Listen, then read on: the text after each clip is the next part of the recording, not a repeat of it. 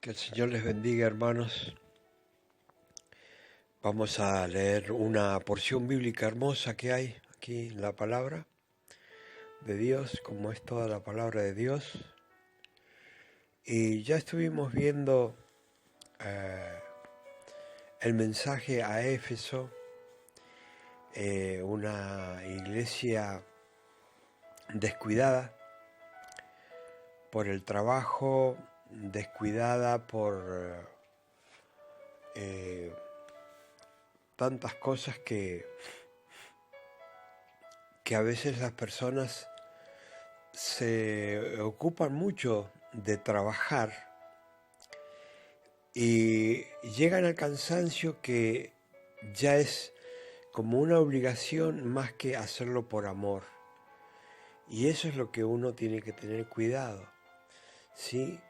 Trabajar con amor, no trabajar hasta el cansancio para demostrar de que por eso hay fe, ¿sí?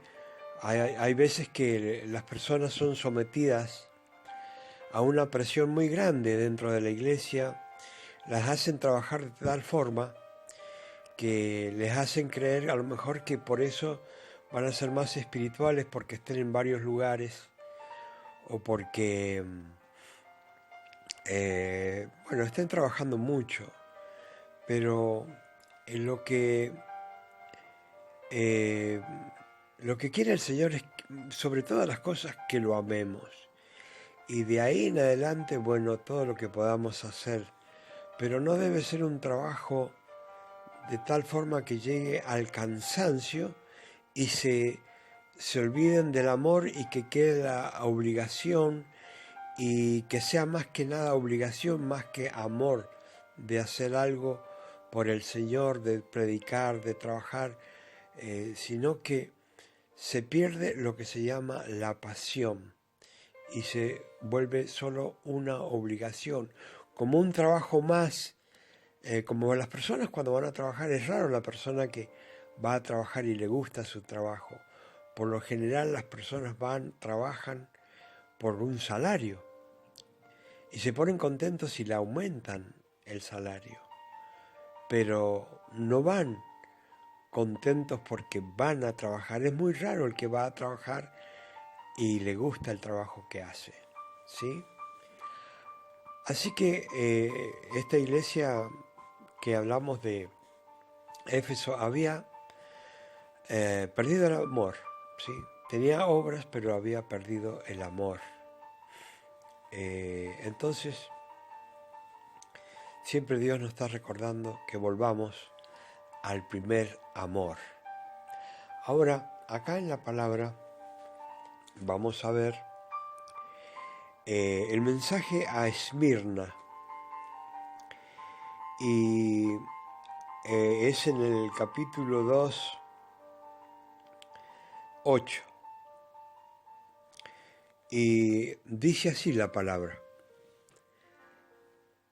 Y escribe al ángel de la iglesia en Esmirna, el primero y el postrero, el que estuvo muerto y vivió, dice esto: yo conozco tus obras y tu tribulación y tu pobreza, pero tú eres rico, y la blasfemia de los que dicen ser judíos y no lo son, sino sinagogas de Satanás.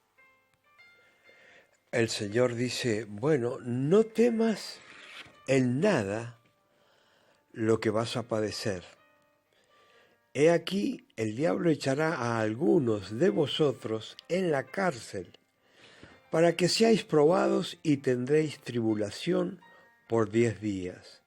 Sé fiel hasta la muerte, y yo te daré la corona de la vida. El que tiene oído, oiga lo que el Espíritu dice a las iglesias. El que venciere no sufrirá daño de la segunda muerte. Hemos leído en el nombre del Padre, del Hijo y del Espíritu Santo, y el pueblo dice amén.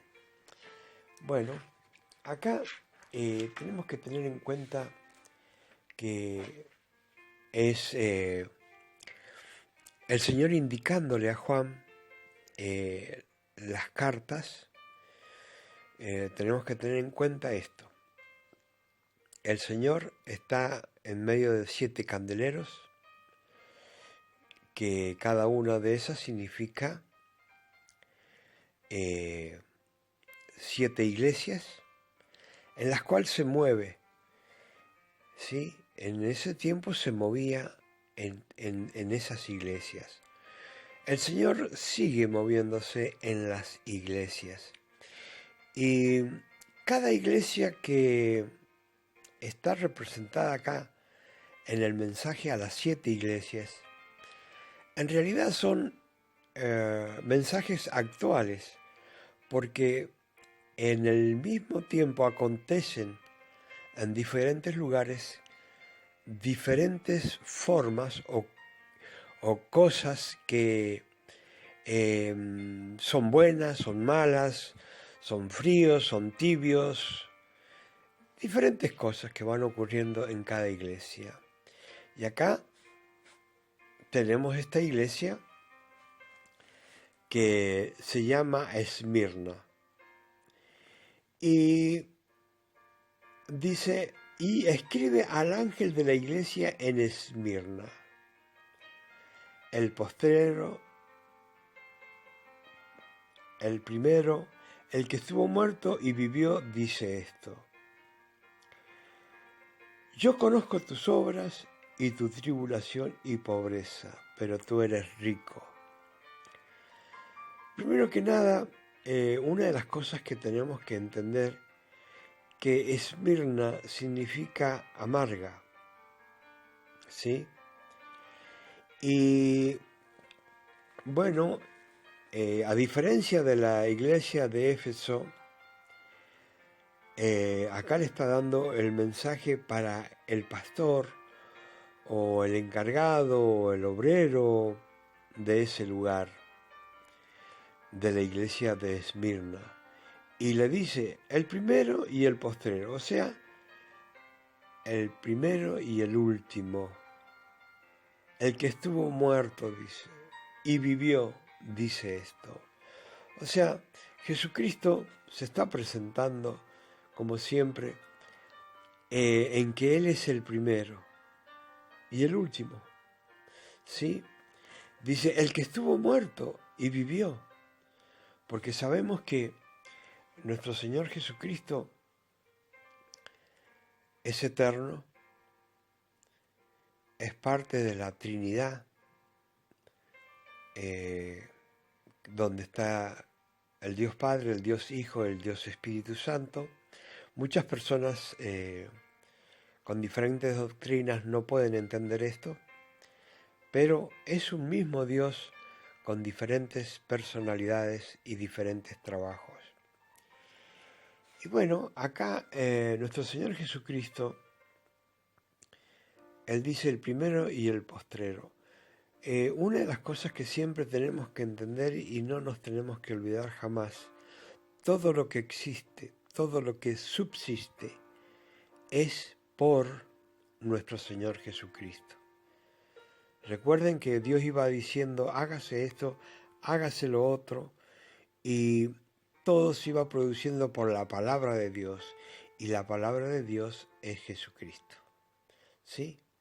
Entonces todo ha sido hecho en Él y para Él. No había nada antes de Él y tampoco habrá nada después de Él. Dice, el que estuvo muerto. O sea que entendemos que Jesucristo vino. Tenía un trabajo que hacer acá en la tierra.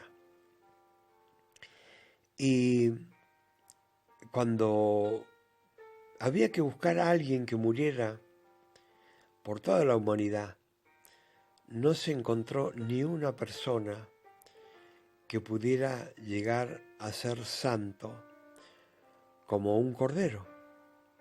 Porque antiguamente para perdón de pecados, todos saben que había que degollar un cordero, ¿sí? Y verter la sangre en un lugar donde había fuego, ¿sí? Y ese olor era un olor fragante y agradable a Dios. Así que llegó el momento que la humanidad lo hacía primero en la mañana, después al mediodía y después en la noche. Después lo hacía nada más que al mediodía. Y después lo hacía cada una semana, después cada un mes y después cada un año. Entonces Jesucristo vino para que ya no se siguieran matando más corderos, porque no hay perdón de pecados sin derramamiento de sangre. Tiene que haber derramamiento de sangre y allí hay perdón de pecados, pero debe ser una sangre totalmente santa. Y bueno, vino nuestro Señor Jesucristo, murió, fue tentado en todo pero sin pecado, y es la única persona que pudo llevar a cabo la obra, porque Dios buscó en el mundo y no encontró a nadie que pudiera morir por toda la humanidad. Entonces, Jesucristo vino a hacer ese trabajo. Sabía que iba a morir y sufría en su carne, como cualquier ser humano, el momento en que ya estaba llegando su muerte. Por eso es cuando hablamos de Getsemaní, significa prensa, y es el momento donde Jesucristo va y comienza a orarle a Dios y decirle: Padre, si es posible que pase de mí esta copa, pero que no se haga mi voluntad sino la tuya. Así que el Señor clamó, pero siguió la tarea que Él se había propuesto hacer para que toda la humanidad fuera salvada. Era tanta la impresión cuando Jesucristo se puso a orar en Getsemaní que se le reventaron las pequeñas venas dentro donde sale el sudor. En vez de salir sudor salía sangre, porque se habían reventado ciertas venitas que hay en el cuerpo. Y bueno, allí sufrió, fue y hasta el momento de la muerte murió. Ahora, los planes del enemigo no sabían, o sea, los planes de Dios no los sabía el enemigo, y como no sabía, lo mató a Jesucristo, ¿sí? Y pensaba que no iba a resucitar. Pero ¿qué pasa? Que Jesucristo murió, pero como dice acá la palabra, y vivió, ¿sí? Estuvo muerto y vivió. Y dice acá la palabra, y dice esto, él mismo. Le está diciendo al pastor de la iglesia de Esmirna, que significa amarga, le dice: yo conozco tus obras y también tu tribulación y tu pobreza. O sea que le está diciendo, bueno, en realidad yo sé que tus obras son buenas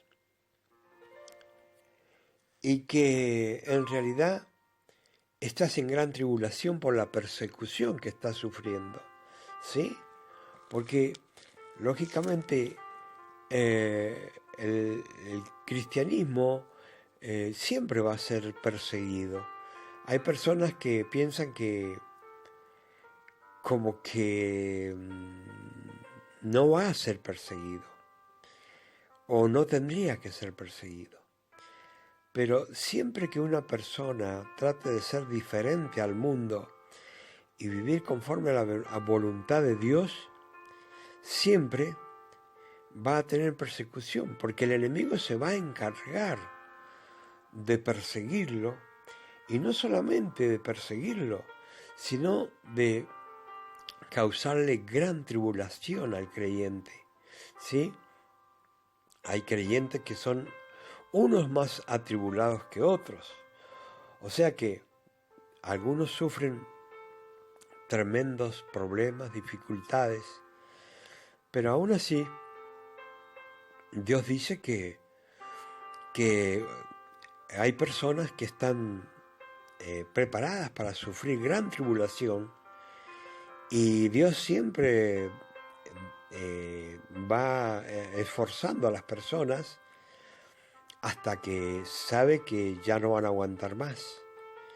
Pero en esa prueba, en la tribulación, es donde una persona, como cada uno de nosotros, nos ejercitamos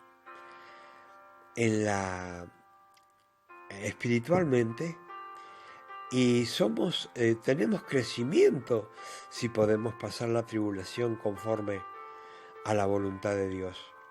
Somos atribulados, pero hay un éxito, hay una bendición grandísima en pasar la tribulación y no caer en el pecado. Entonces, el Señor le está diciendo bien claro: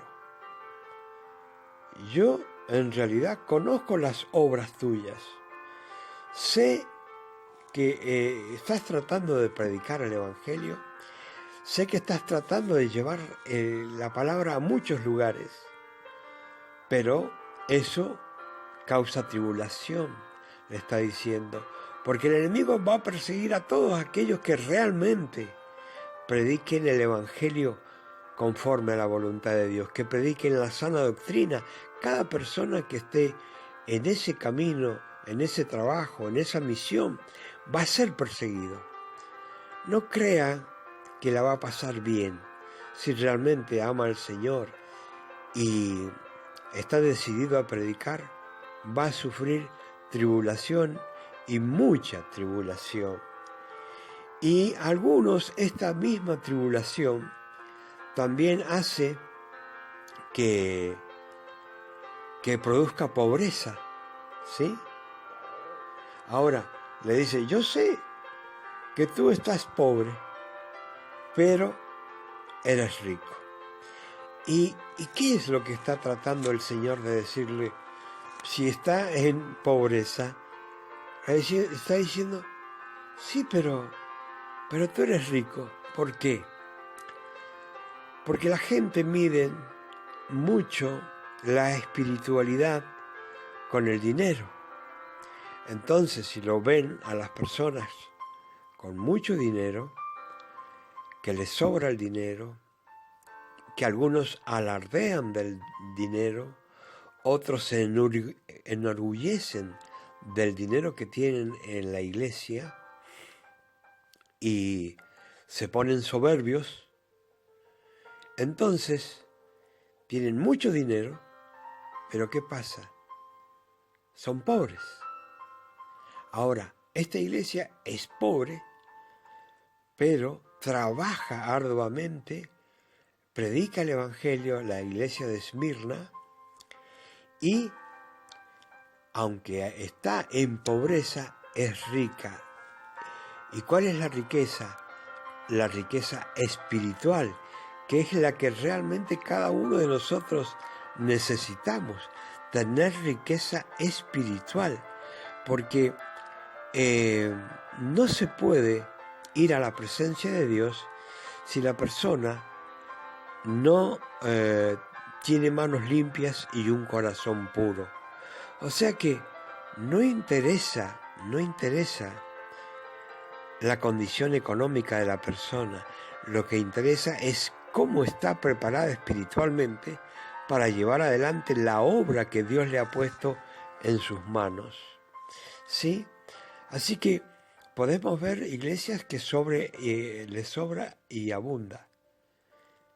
Y podemos ver iglesias que escasamente pueden pagar un local y que pueden reunir el dinero para eso, y que la gente a lo mejor no quiere estar mucho en ese lugar. ¿Por qué? Porque usted siempre analice esto. Donde se predica la sana doctrina, donde el pastor está bien conectado con Dios, siempre hay pocas personas, o el trabajo para que la gente permanezca es mucho. Cuesta muchísimo que las personas permanezcan en la iglesia. Ahora, hay iglesias que viven como en el mundo, entonces a la gente no les produce ningún problema, porque no tienen que vivir en santidad, sino tienen que vivir ocupando un asiento en la iglesia, un lugar en la iglesia, y eso es todo. Y se olvidan de la santidad. Ahora acá le dice, bueno, yo conozco tus obras, yo sé que hay santidad, pero esa santidad te causa tribulación y también pobreza, porque la gente no quiere vivir en santidad. Dice, pero tú eres rico, porque tú eres rico, o tú eres una iglesia rica espiritualmente. Y la blasfemia de los que se dicen ser judíos, dice, y no lo son, sino sinagoga de Satanás. ¿Por qué? Porque esta iglesia estaba siendo muy perseguida. Por eso el nombre de Esmirna es amarga. Y bueno, era una amargura en realidad esta iglesia, porque sufría gran persecución por los judíos que estaban en ese lugar. Y decían ser judíos, pero en realidad no lo eran, sino una cantidad de sinvergüenzas que solamente le servían a Satanás. Ahora, tenemos que tener en cuenta que las iglesias de ese tiempo es lo mismo que pasa en las iglesias de ahora, ¿sí? Es lo mismo. Así que no temas, le dice, nada lo que vas a padecer. Y ese es el gran problema que a veces existe con las personas que están en el Evangelio. A muchas personas se le hace muy pesado permanecer en el Evangelio, porque lógicamente cuando hay abundancia, cuando todo está bien, cuando todo el mundo quiere a las personas o quieren a un creyente, todo está bien. Pero ¿qué pasa cuando la gente empieza a padecer? Y es tanto el peso y la tribulación a veces de las personas, que las personas dicen, bueno, voy a abandonar este camino porque no tengo fuerzas. Es tanto el padecimiento, es tanto la persecución que siento que voy a dejar. Pero, ¿qué sucede? Las personas son probadas, son ejercitadas en la fe, todos somos probados y ejercitados en la fe. Y no se puede probar a una persona cuando todo está bien y cuando todo está alegre, cuando todo se ve bonito, sino que somos probados cuando todo es contrario a nuestros gustos, a nuestros placeres. Cuando todo es contrario a lo que realmente en lo que nos gustaría estar, nos sentimos mal. Siempre queremos estar bien, no queremos padecer, no queremos sufrir, pero cuando se trata de Jesucristo es muy diferente. No es que debemos ser mártires, sino que en silencio cada uno debe llevar adelante su vida. Dice, el que quiera seguirme, dice, tome su cruz, ¿sí? Y sígame. O sea que Jesucristo ya sufrió, Él en el Calvario, ¿sí? Él ya sufrió la cruz. Pero ahora, para seguir a Cristo, cada uno debemos de seguir también a Jesucristo como estemos. Porque muchas veces podemos tener un problema, podemos tener otro. ¿Cuánta cantidad de cosas le suceden al creyente, le suceden al obrero, le suceden al pastor? Y el pastor debe seguir adelante. El servidor del Señor debe seguir adelante. ¿Cómo? Poniendo los ojos en Jesús, el autor y consumador de la fe. No se puede mirar para otro lado y servir a Cristo. Si queremos servir a Cristo, tenemos que mirarlo a Él, tenemos que tener los ojos puestos en Él, porque a veces nos distraemos mirando otras cosas, las cuales nos pueden hacer caer en pecado. Entonces, nuestra vista debe estar dirigida hacia el Señor, que no nos desvíe más allá del cansancio, más allá de la tribulación, más allá de la persecución. Debemos seguir adelante. No tiene que haber nada que haga que retrocedamos. Si en el caso mío, yo tengo ya 38 años de haber conocido al Señor, 38 años de haber estado siempre trabajando y voy a tener que seguir hasta el día que el Señor me llame. No puedo dejar de hacerlo. Solo la muerte hará que termine de trabajar, pero no me va a separar de Cristo. Muy por el contrario, si persevero, dice la palabra que el que perseverare hasta el fin, ese va a ser salvo. Entonces, más allá de la tribulación, del cansancio, de la persecución, yo debo perseverar y seguir a Jesucristo conforme a la voluntad de Dios. Ahora, dice la palabra, no temas en nada lo que vas a padecer. O sea, muchas veces tememos y decimos, pero ¿cómo puede ser? Me va a pasar esto, me va a pasar lo otro. Pero lo único que puede pasar es que muramos sirviendo al Señor. ¿Sí? Dice, he aquí el diablo echará a algunos de vosotros en la cárcel para que seáis probados. Y esa es el mismo Señor lo está diciendo. Vamos a tener persecución, vamos a tener problemas, ¿sí? Y el diablo va a querer, en realidad, encerrarnos, ¿sí? Para que no prediquemos, como comúnmente sabíamos que le pasaba al apóstol Pablo, ¿sí? Pero, fíjese bien que la palabra lo está diciendo, para que seáis probados. Y van a tener tribulación por 10 días. Estos 10 días, más que nada, se está refiriendo a 10 épocas, ¿sí?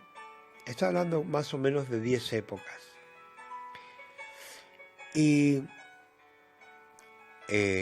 bueno, en cada época que va pasando después que los apóstoles comenzaron a trabajar para el Señor, ha habido diferentes épocas de persecución y de tribulación.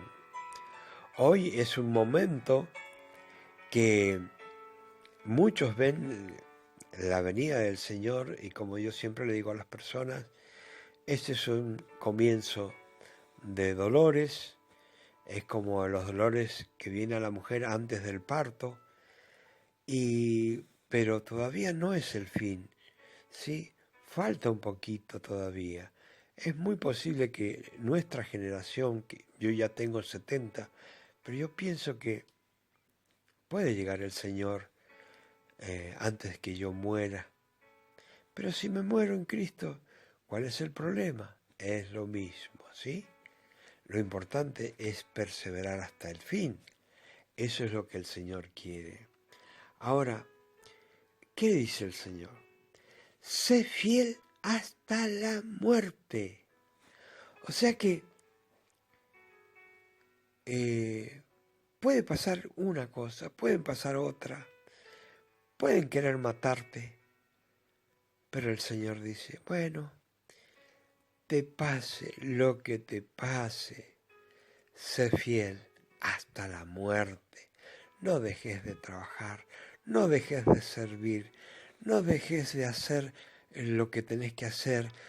Sí, hay que hacer obra de evangelista, dice la palabra. Cumple con tu ministerio hasta que te llegue la muerte. Y la muerte solo es un paso para estar con el Señor, que es lo más lindo que pueda haber. No creo que haya nada más.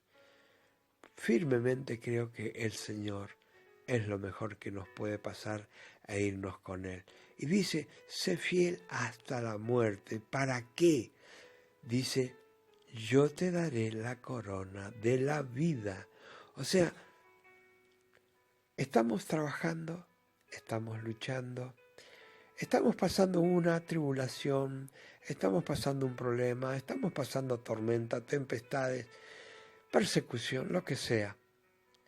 Pero es para llegar y perseverar hasta el fin. En cada tribulación crecemos más espiritualmente. Aunque no nos guste, crecemos más espiritualmente.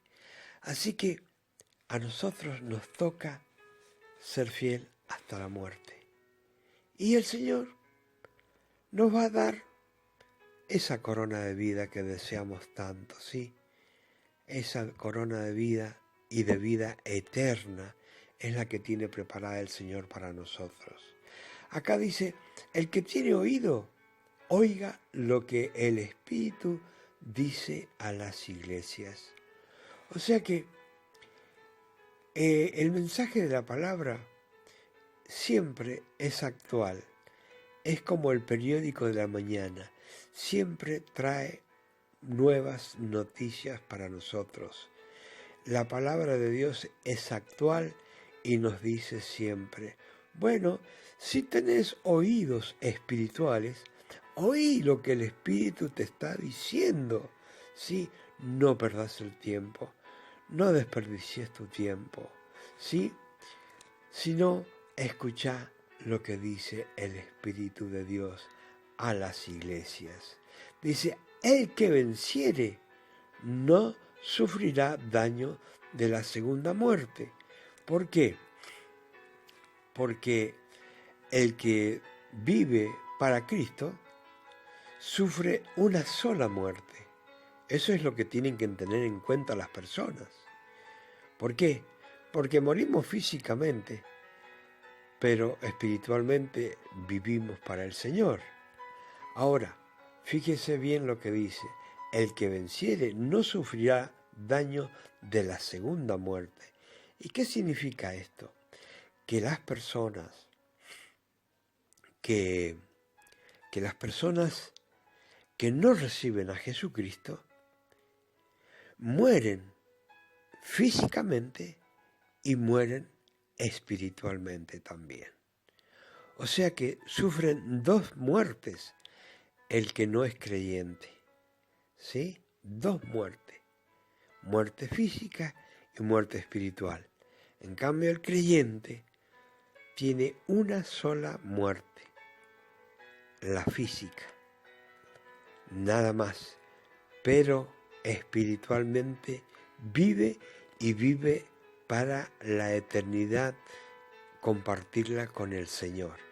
Así que fíjese bien, no es una simple cosa seguir al Señor, no es cualquier cosa, no es ir a un club y participar y estar con los amigos contando y hablando cosas, sino que la iglesia es el cuerpo de Cristo, es la novia de Jesucristo, ¿sí?